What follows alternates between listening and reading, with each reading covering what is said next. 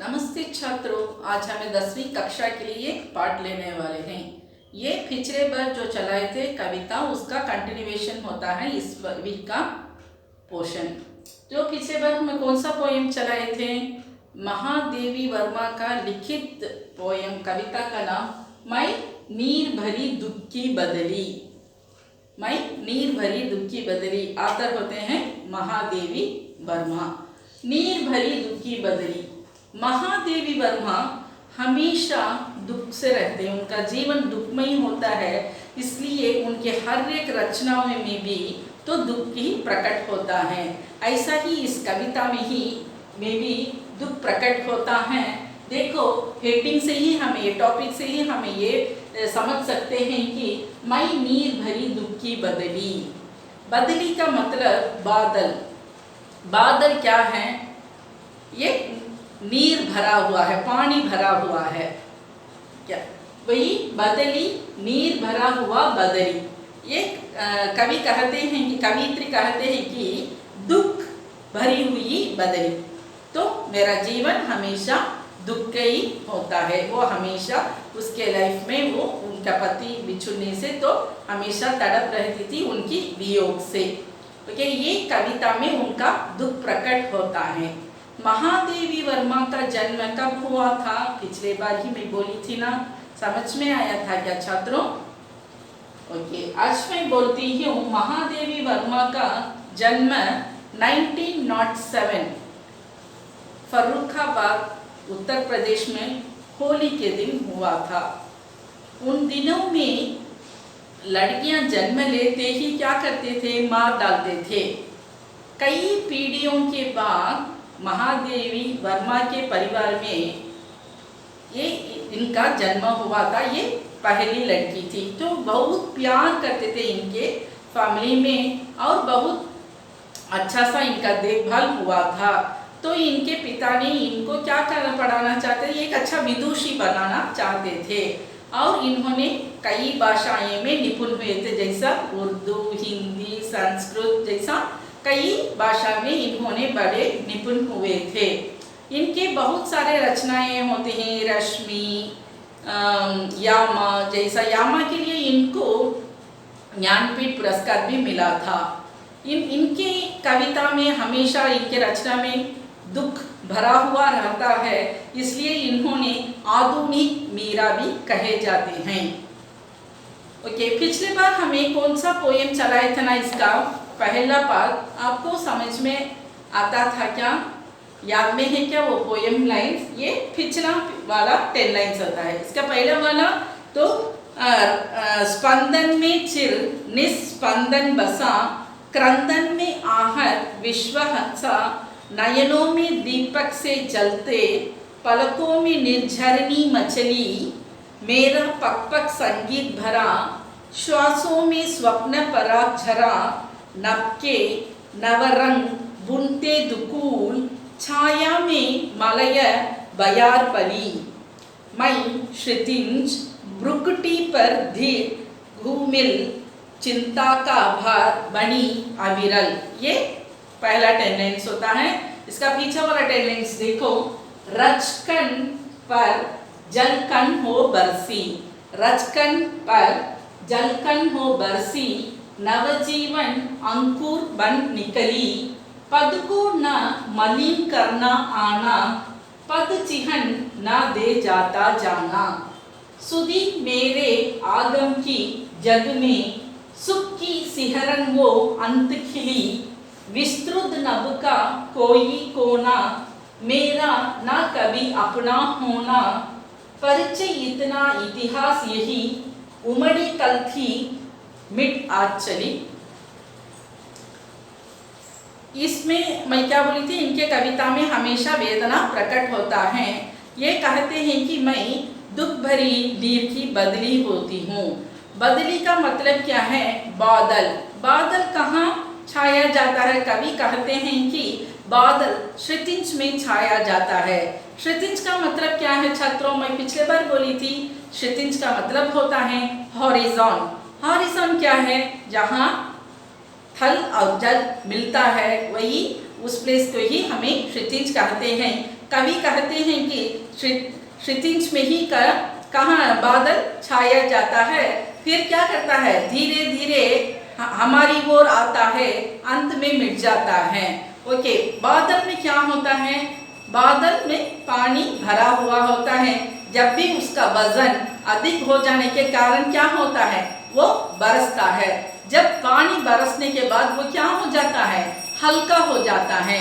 जब उसका कोई पता नहीं होता है कि वो उसका जन्म कहाँ हुआ और उसका मृत्यु, उसका मिटना कहाँ हुआ है, किसी को भी पता नहीं लगता है, क्योंकि वो किधर भी जन्म होता है, फिर हटता किसी की तरफ जाता है और क्या होता है, हाँ, अंत में मिट जाता है।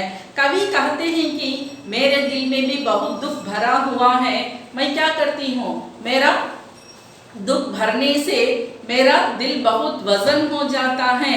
तब वजन होने के कारण क्या होते हैं, मेरे आंखें भर कर आते हैं और उससे क्या होता है, तो वजन अधिक होने से जैसा बादल से नीर बरसता है, ऐसा ही मेरे आंखों से आंसू बहने लगती है, वो क्रंदन होता है।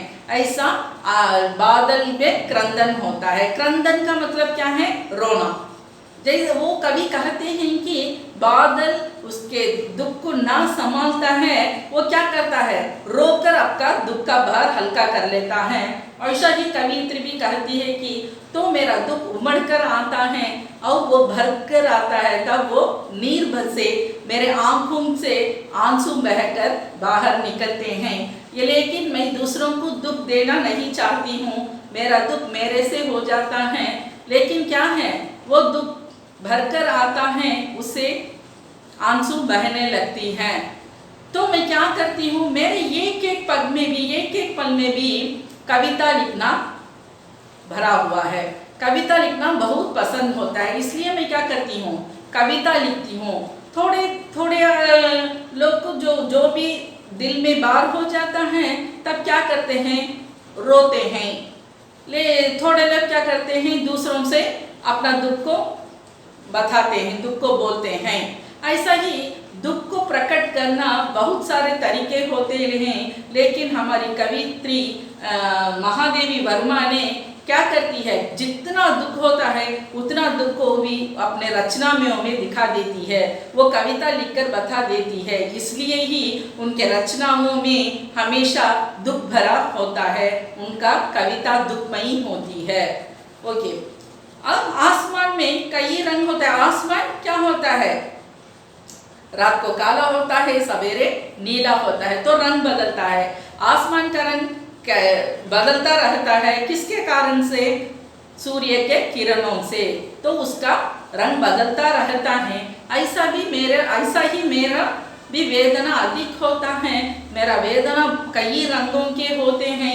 जब भी कुछ उसमें अधिक वेदना होने से क्या होता है, तब कुछ कारणवश मिल जाता है, तब वो क्या हो जाते, बहने लगता है, तब वो दुख को ऐसा ही प्रकट हो जाता है। जैसा बादल से नीर बहकर आता है, ऐसा ही मेरे दिल में उमड़ भरकर आंखों से आंसू निकल कर आते हैं। ऐसे ही आंसू बह कर क्या होता है कि मेरे आंखों जलते हैं, तो नींद नहीं आता है मुझे हमेशा आंख भरकर होता है, और क्या कहते, आंखें ऐसे ही जलते रहते हैं। लेकिन मेरा दुख को मैं किसी को भी नहीं प्रकट करती हूँ, अपना वेदना को मैं अंदर ही दबा कर रखती हूँ। जैसा इतना जोर से बारिश होता है, उसके बाद में अंत हो जाता है, उसका कोई निशानी नहीं होती है, ऐसा ही मैं भी क्या करती हूँ, जब भी मेरा दुख अधिक हो जाता है तब मैं जोर से रोती हूँ। उसके बाद में क्या होता है,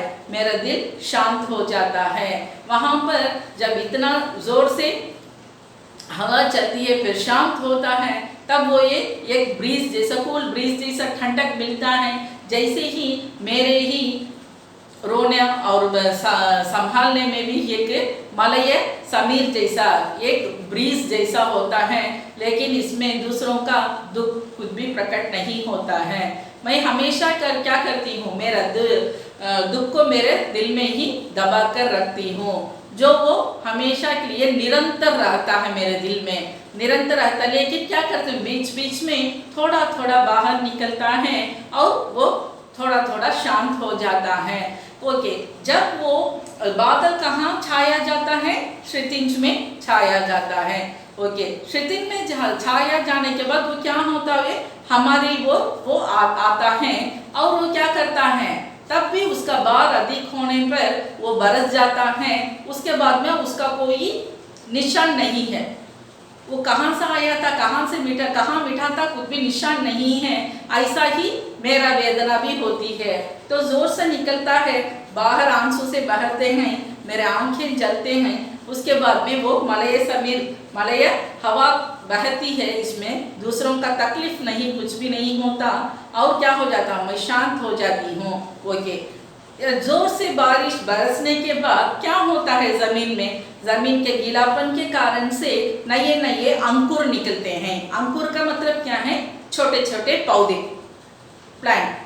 जब भी देखते हैं हमें बारिश होने के दूसरे या तीसरे दिन देखेंगे तो वहाँ हरे हरे हरियाली या कुछ पौधे निकलते हैं ना, वही उसे ही अंकुर कहते हैं। ऐसा ही वो क्या कहती है, तो मेरा वेदना बहुत होता है, मैं रोती हूँ, आंखें जलते हैं, आंखें बहते हैं, नींद नहीं आती है, बहुत एक तूफान होता है। अंत में क्या होता है, मैं रोकर मैं शांत हो जाती हूँ। उसके बाद में फिर क्या करती हूँ, नया उमड़ कर आता है, फिर मैं नया जैसा फिर भी कविता लिखना शुरू कर देती हूँ। जैसे बारिश के बाद नया पेड़ वो अंकुर निकलते ही, ऐसे ही मेरे दिल में नए आशय निकलते ही उसके बाद में मैं कुछ रचने के लिए तैयार हो जाती हूँ। इसी कविता से हमें महादेवी वर्मा का जो उनका वेदना हमें समझ सकते हैं। तो उनका लाइफ इतना ही दुखमयी होता है, एक एक पल भी उन्होंने वेदना से ही अपना जीवन बिताते थे। लेकिन उन्होंने एक अच्छे से अच्छे टैलेंट कवियत्री थे, बहुत अच्छा कविता लिखते थे।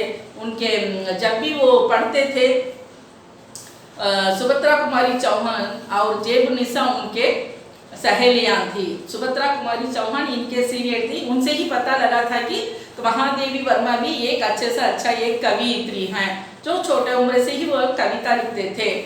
कविता लिखकर उन्होंने कई कंपटीशन में उन्होंने प्राइज भी लिया था। इसके बाद में इन्होंने इनका दुख, उनका लाइफ, उनका जीवन सब कुछ बदल गया था। तो जब भी उन्होंने क्या नहीं किया, छोड़ा था, लिखने का नहीं छोड़ा था। हमेशा जब इतना वेदना प्रकट होता है, जितना जितना वेदना अधिक होता है, उतना उतना वेदना को इन्होंने अपने लिखावट में दिखाते थे। ओके, नेक्स्ट है, रचकन पर जलकन हो बरसी। रचकन पर जलकन, रचकन का मतलब यहाँ पर चांदी को कहते हैं। तो ये जलकन हो बरसी, ये क्या होता है, बादल ये जल भरकर क्या होता है, धरती में बरसता है। नवजीवन अंकुर बन निकली। अब मैं बोली थी ना, अंकुर, अंकुर क्या होता है, जय बारिश के बाद निकलने वाले छोटे छोटे पौधे, उसे ही अंकुर कहते हैं। अंगूर नहीं, इसका है अंकुर। नवजीवन अंकुर बन निकली। अंकुर तो नया पेड़, नया पौधा निकलता है तो उसका नया लाइफ लेकर निकलता है ना। ऐसा ही कवियत्री भी क्या करती है, जो उतना ही रोना धोना पूरा जैसा उनका तूफान दिल में सब कुछ चलता है, उसके बाद में वो क्या करती है, शांत हो जाती है। शांत होने के बाद उसके दिल क्या होता है, उसके दिल से नए नए उमड़ निकल कर आते हैं, नए नए आशा। वो आशा को एग्जाम्पल अंकुर, जब वो क्या होता है, नए आशा निकलते हैं, फिर इसका जो पुराना जो कुछ हुआ था उसको भूल जाती है, फिर नए सिर से वो लिखने शुरू कर देती है।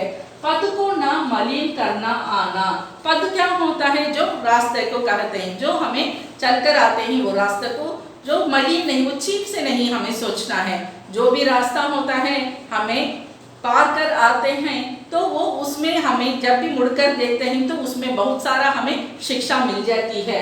पद चिन्ह ना दे जाता जाना। पद चिन्ह, जो पद हमें पार कर जाते हैं उसके सिंबल्स क्या सिखाते हैं, हमें क्या छोड़कर आए थे, हमारे पुराने लाइफ में क्या वेदना प्रकट हुआ था, क्या हमें खुशी थे, तो हमें क्या सहायता दूसरों को की थी, तो हमारे से दूसरों की मदद क्या मिला था, जो बहुत सारे होते हैं, यही पदचिह्न कहते हैं।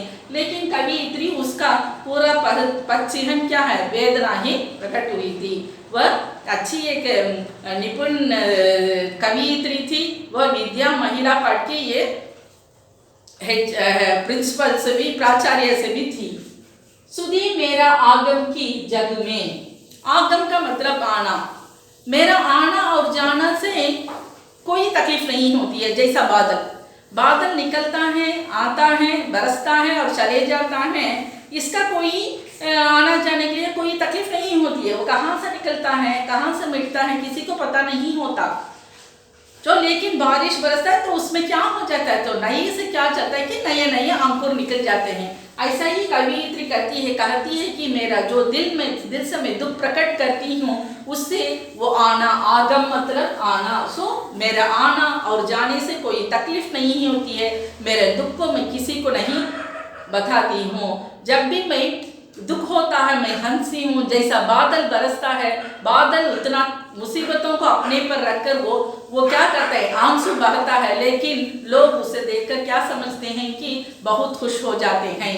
बादल बारिश होने से खुश हो जाते हैं। जैसा ही मेरा दुख से मेरे आंसू में बहती हूँ, लेकिन मेरा आंसू दूसरों को तकलीफ नहीं होगा, तो वो मेरा इंतजार करेंगे फिर से ये कवयित्री कब आएगी और कब ये रचना करेगी। ऐसा ही मेरा आगम होता है। आगम दूसरों को वेदना प्रकट नहीं करता है।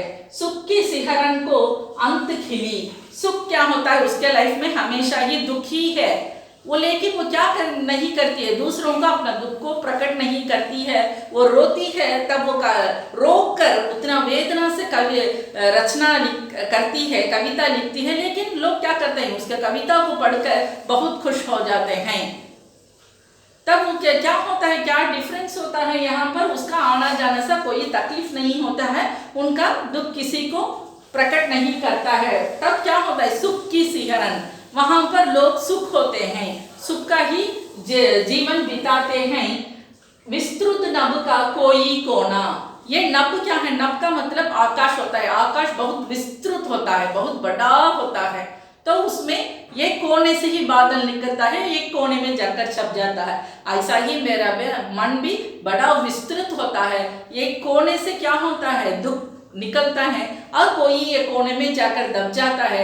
जब भी वो यात्रा करता है, वो वेदना प्रकट होता है, मेरा आंसू बहती हूँ तो मेरे आंखें जलते हैं, क्या नहीं करते, मेरा वेदना किसी को मैं बता नहीं सकती। मेरा ना कभी अपना होना, मेरा कभी क्या नहीं करती हूँ, दूसरों के लिए नहीं करती हूँ, अपने लिए जो कुछ दुख होता है मैं मेरे दिल में ही मैं दबा लेती हूँ। परिचय इतना इतिहास यही, इतिहास का मतलब क्या है, हिस्ट्री कहते हैं ना, ये कहती है कि मैं जितना भी होता है तो मेरा अंदर मैं जो कुछ दबा लेती हूँ, लेकिन जो मेरा रचना होता है ये इतिहास के पढ़ने में लिखने वाले जैसे होते हैं। उमड़ी कल थी मिट आज चली, कल तक मैं क्या करी थी, उमड़ दुख भर कर आता था, रोती थी, तरसती थी, बहुत तकलीफ था, मैं बहुत मुश्किलें झेलती थी मैं, मेरा लाइफ में हमेशा सुख नहीं था। लेकिन वो क्या हुआ, कल था आज नहीं, कल से वो तूफान मेरे दिल में चलते थे, मैं रोती हुई थी, लेकिन मेरे आंसू से किसी कोई व्यक्ति की तकलीफ नहीं देती थी। और क्या हुआ, अंत में वो शांत हो जाता है, एक बड़ा प्रलय के बाद शांत हो जाता है। जैसा ही मेरा दिल भी बड़ा प्रलय के बाद शांत हो जाता है, एक ठंडी ठंडी हवा बरसती है, वो हवा दूसरों को अच्छा ही लगता है, उससे कोई मुश्किल नहीं होती है। कभी अपना वेदना को भी दूसरों के लिए अच्छे जैसा ही प्रकट करती है, किसी को नहीं दिखाती है, लेकिन उनके कविता से हमें ये मिल जाता है कि ये हमें अनुमान मिल जाता है कि उसका वेदना कितना है। तो उन्होंने हमेशा के लिए क्या करती है, वेदना भरी कविता ही लिखती है। फिर से ये लाइन पढ़ती हूँ, सुनो। रचकन पर जलकन हो बरसी, नवजीवन अंकुर बन निकली, रचकन में जलकन हो बरसी। रचकन का मतलब क्या मैं बोली थी, कण का मतलब एक कण जैसा, ओके। रच का मतलब चांदी, तो एक एक चांदी जैसा होने पर भी तो इनका आंसू क्या होता है, दूसरों को तकलीफ नहीं देता है। नवजीवन अंकुर बन निकली, जो इतना वेदना से बादल अपने दिल में उतना ही तकलीफों उतनी ही मुसीबतें ही रखता है, रहने पर कुछ दूसरों को नहीं दिखाता है, वो क्या करता है, जोर से बरसता है। जब क्या है तो अपना दुख को कैसा प्रकट करता है, बादल ने रोता है, तब उसके आंखों से आंसू बहते हैं। लेकिन लोग ने क्या करते हैं, बारिश को देख ही खुशी मनाते हैं। तब हमारा रोना दूसरों के लिए खुशी पैदा होता है। तो वो कवि क्या करती है, मेरा वेदना को मैं मेरे अंदर ही रखकर दूसरों को मैं खुशियां दूंगी। पद को ना मलिन करना आना, पद चिन्ह ना दे जाता जाना। पद को नहीं वेस्ट, जो हमें आते हैं, जो हमें लाइफ में आते हैं और हमें चले जाते हैं, तो हमारे आना और जाना का क्या तकलीफ होता है, क्या आपने ये सर्विस करके, ये क्या सेवा करके गया था, क्या मदद किए थे दूसरों के लिए, और दुनिया में आपने क्या निभाया था। पद चिन्ह यही होता है, सिंबल, जो हमें जाने के बाद जो हमारा क्या होता है हमारे लिए लोगों के बीच में, वही पद चिन्ह होता है। सुधी मेरे आगम की जग में, सुधी मेरे आगम, मेरा आना ये जग में, संसार में, जग का मतलब संसार, वर्ल्ड, ये दुनिया में मेरा आना तो जाना क्या हो है, खुशी ही होता है, इसलिए कोई मुसीबत नहीं होता है। सुख की सिहरन को अंत खिली, सुख क्या बोली थी, तो हैप्पीनेस। तो इनके लाइफ में तो हमेशा के लिए सुख नहीं था, कभी भी दुख ही रहता था इनके लाइफ में। तब वो क्या करती है, सुख की सिहरन को अंत खिली, मेरा सुख है ना वो मेरा लाइफ का अंत हो गया, तो क्या उनका अंत हो गया। विस्तृत नभ का कोई कोना, विस्तृत नभ तो आकाश तो बड़ा विस्तृत होता है, बहुत बड़ा होता है, ले कोई किसी कोने से बादल निकलकर किसी कोने में जाए, किसी कोने में बरसकर किसी कोने में मिट जाता है, ऐसा ही मेरा दिल बड़ा विस्तृत होता है, मेरा वेदना किसी कोने से प्रकट होता है और आकर क्या करता है, आंसू बहता है और अंत में क्या करता है, चले जाता है, मिट जाता है। इससे कोई दूसरों को तकलीफ नहीं होता है। ये एक महाप्रलय होता है मेरे दिल में, अंत में क्या हो जाता है, ठंडक होता है, ठंडी ठंडी हवा बहती है। तब ये ठंडी हवा दूसरों के लिए अच्छी होती है और क्या होता है, मेरे दिल में शांत पैदा हो जाता है। मेरा ना कभी अपना होना, मेरा ना कभी अपना होना, मेरा तो मेरा ही होता है, मेरा दुख मेरा ही है, तो दूसरों के लिए मैं नहीं प्रकट करती हूँ। परिचय इतना इतिहास यही उमड़ी कल थी मिट आज चली, कल तक मैं उमड़ कर बैठी थी जो वेदना को आज भूल कर मैं क्या करती हूँ, भूल कर नए आशा पनपे थे ना, जैसा नवजीवन अंकुर जैसा मैं नया जीवन लेकर फिर से मैं लिखना शुरू कर देती हूँ। तो मेरा वेदना को मेरे अंदर ही मैं प्रकट करती हूँ। स्वप्न में ही मैं क्या करती हूँ, सुख को ढूंढती हूँ। वो कहते हैं कि वो जो अपने स्वप्ने में भी वो सुख को ही ढूंढती है, तब हमें इससे प्रकट होता है कि समझ में आता है कि उनका लाइफ कितना दुखमय होता है। फिर से एक बार पढ़ लेती हूँ। रजकन पर जलकन हो बरसी, नवजीवन अंकुर बन निकली, पद को न मलिन करना आना, पद चिन्ह न दे जाता जाना, सुधी मेरे आगम की जग में, सुख की सिहरन वो अंत खिली, विस्तृत नभ का कोई कोना, मेरा न कभी अपना होना, परिचय इतना इतिहास यही उमड़ी कल थी मिट आज चली। समझ में आता है कि छात्रों, जो अच्छे से पढ़ लेना, कविता को याद कर लेना, कंठस्थ कर लो और जो हम असाइनमेंट दिया था वो पूरे से कर लेना। धन्यवाद।